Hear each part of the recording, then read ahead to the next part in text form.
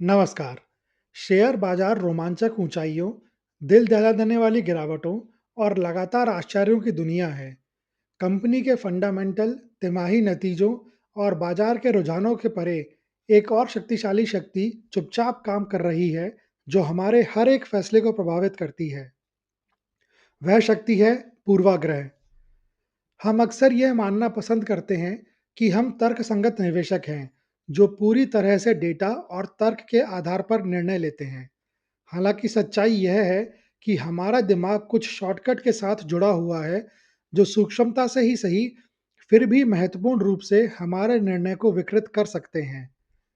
अनुभवी ट्रेडरों से लेकर नए निवेशकों तक ये पूर्वाग्रह सभी को प्रभावित करते हैं। इस वीडियो में हम कुछ सबसे सामान्य पूर्वाग्रहों का पता लगाएंगे, जो भारतीय निवेशकों के दिमाग में घुसपैठ करते हैं, और इन पूर्वाग्रहों को दूर करने की रणनीतियों पर चर्चा भी करेंगे। भारतीय निवेशकों में पाए जाने वाले पूर्वाग्रहों को मोटे तौर पर संज्ञानात्मक पूर्वाग्रह यानी कि कॉग्निटिव बायसेस और भावनात्मक पूर्वाग्रह यानी कि इमोशनल बायसेस के रूप में वर्गीकृत किया जा सकता है। आइए इन्हें विस्तार में देखते हैं। संज्ञानात्मक पूर्वाग्रह इस बात से उत्पन्न होते हैं कि व्यक्ति जानकारी को कैसे समझते हैं, संसाधित करते हैं और उसकी व्याख्या करते हैं, जिससे अक्सर निर्णय लेने में व्यवस्थित त्रुटियां होती हैं। संज्ञानात्मक पूर्वाग्रह कई प्रकार के हो सकते हैं। आइए कुछ उदाहरणों की मदद से उन्हें समझते हैं। सबसे आम तरीके का संज्ञानात्मक पूर्वाग्रह है अति आत्मविश्वास पूर्वाग्रह। ये क्या होता है? अपनी क्षमताओं, ज्ञान और अपने निर्णयों की सटीकता को बढ़ा चढ़ाकर आंकने की प्रवृत्ति, जिससे अत्यधिक जोखिम लेने और बार बार ट्रेडिंग करने की संभावनाएं बढ़ जाती हैं। उदाहरण के तौर पर, एक नया खुदरा निवेशक बुल मार्केट में कुछ सफल ट्रेडों जैसे आईटी या हेल्थ केयर जैसे कुछ क्षेत्रों में कोविड के बाद की तेजी के दौरान के बाद यह मानने लगता है कि उसके पास स्टॉक चुनने की विशेष क्षमता है। वे तब अपनी ट्रेड का आकार काफी बढ़ा सकते हैं या पर्याप्त ज्ञान के बिना फ्यूचर्स एंड ऑप्शंस ट्रेडिंग में संलग्न हो सकते हैं, जिससे अक्सर बाजार पलटने पर भारी नुकसान होता है। आगे बढ़ते हैं। एंकरिंग पूर्वाग्रह। ये क्या होता है? निर्णय लेते समय पहली बार मिली जानकारी एंकर पर बहुत अधिक निर्भर रहना, भले ही वह अप्रासंगिक या सटीक ना हो। उदाहरण के तौर पर, एक निवेशक ने XYZ लिमिटेड का शेयर ₹500 में खरीदा। भले ही कंपनी के फंडामेंटल्स में काफ़ी गिरावट आई हो और शेयर अब ₹200 पर कारोबार कर रहा हो, वे ₹500 की खरीद मूल्य को एंकर मान सकते हैं और उसे बेचने से मना कर सकते हैं, यह उम्मीद करते हुए कि यह उस स्तर पर लौट जाएगा, वर्तमान कमजोर दृष्टिकोण और बाजार की स्थितियों को नजरअंदाज करते हुए। आगे बढ़ते हैं। हालिया पूर्वाग्रह। ये क्या होता है? आसानी से उपलब्ध जानकारी या हाल की ज्वलंत घटनाओं के आधार पर निर्णय लेना, अक्सर उनके महत्व को बढ़ा चढ़ाकर आंकना और व्यापक डेटा की उपेक्षा करना। उदाहरण के तौर पर, एक प्रमुख समाचार चैनल ने पिछले 6 महीनों में असाधारण रूप से अच्छा प्रदर्शन करने वाले कुछ मल्टीबैगर शेयरों, जैसे कि सरकारी नीति के कारण अचानक बढ़ी हुई छोटी पूंजी वाली कपड़ा कंपनी, को बड़े पैमाने पर कवर किया। निवेशक तब समान शेयरों या उन्हीं शेयरों को खरीदने के लिए दौड़ पड़ते हैं, बिना पर्याप्त दीर्घकालिक ट्रैक रिकॉर्ड या वास्तविक फंडामेंटल्स को देखे। आगे बढ़ते हैं। पुष्टिकरण पूर्वाग्रह। ये क्या होता है? ऐसी जानकारी खोजना, व्याख्या करना और याद रखना जो किसी की मौजूदा मान्यताओं या परिकल्पनाओं की पुष्टि करती हो, जबकि विरोधाभासी जानकारियों को नजरअंदाज करना या कम आंकना। उदाहरण के तौर पर, एक निवेशक का मानना है कि विशिष्ट पीएसयू बैंक का शेयर कम मूल्यांकन वाला है। वे सक्रिय रूप से ऐसे लेख और विश्लेषक रिपोर्ट पढ़ेंगे जो इस दृष्टिकोण का समर्थन करते हैं, जबकि इसकी संपत्ति की गुणवत्ता या प्रतिस्पर्धा के बारे में किसी भी नकारात्मक खबर या चेतावनी को अस्थायी या अप्रासंगिक बताकर खारिज कर देंगे। आगे बढ़ते हैं।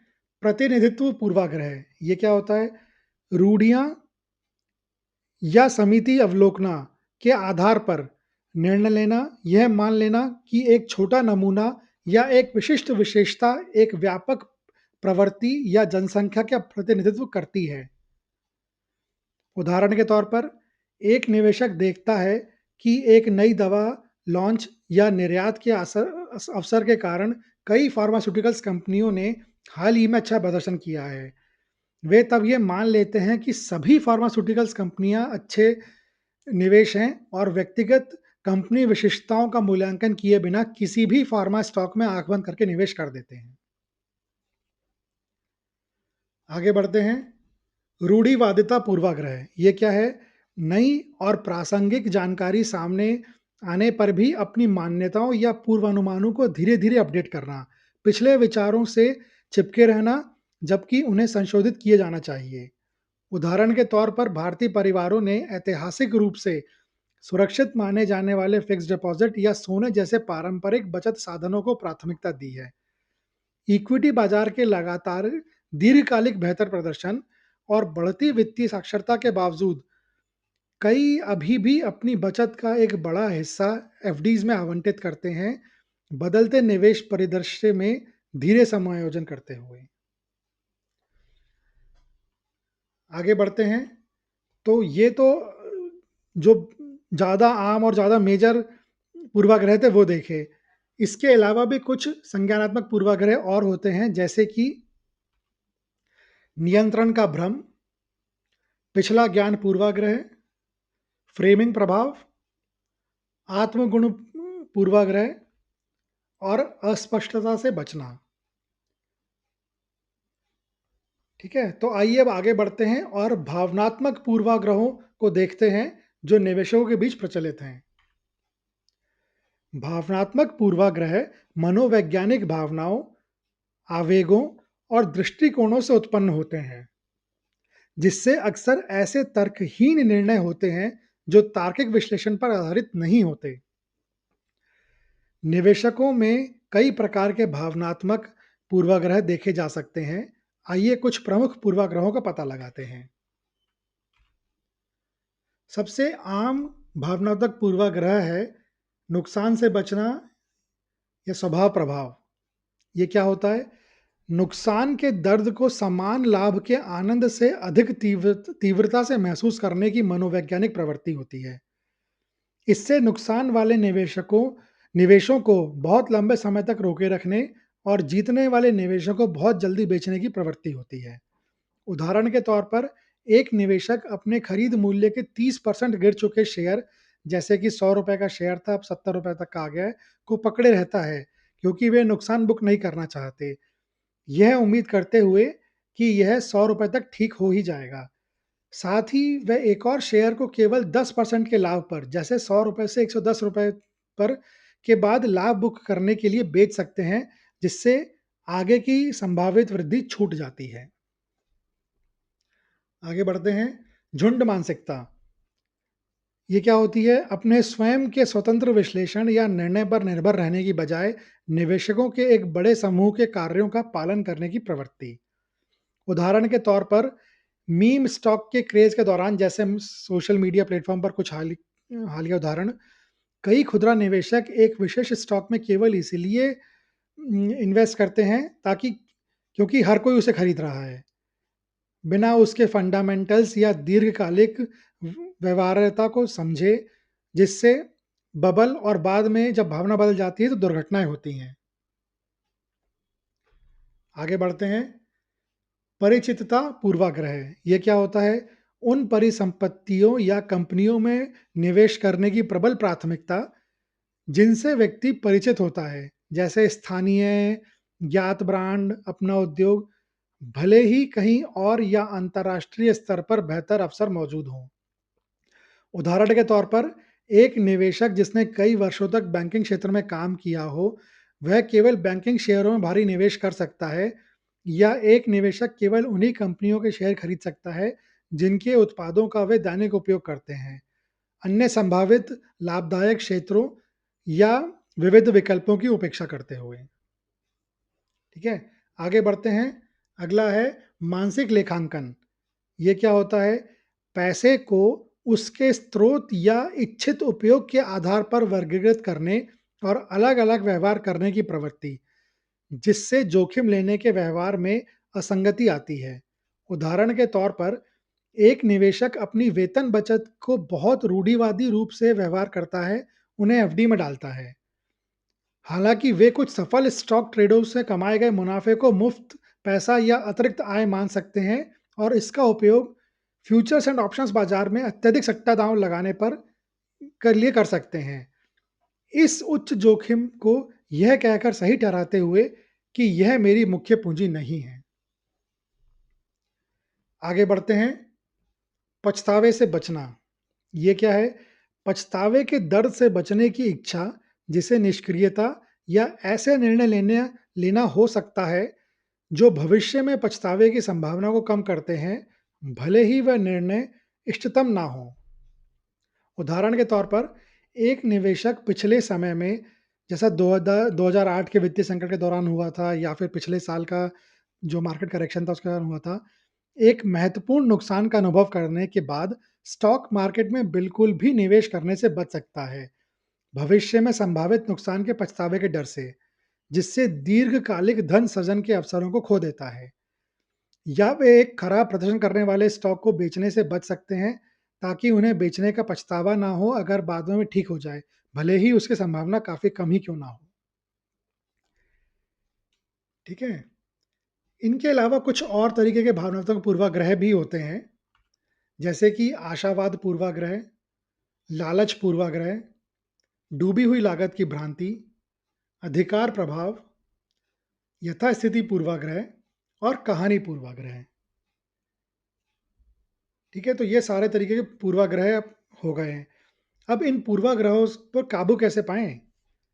शेयर बाजार में तर्कसंगत और लाभदायक निवेश निर्णय लेने के लिए पूर्वाग्रहों पर काबू पाना बहुत ही ज़्यादा महत्वपूर्ण है।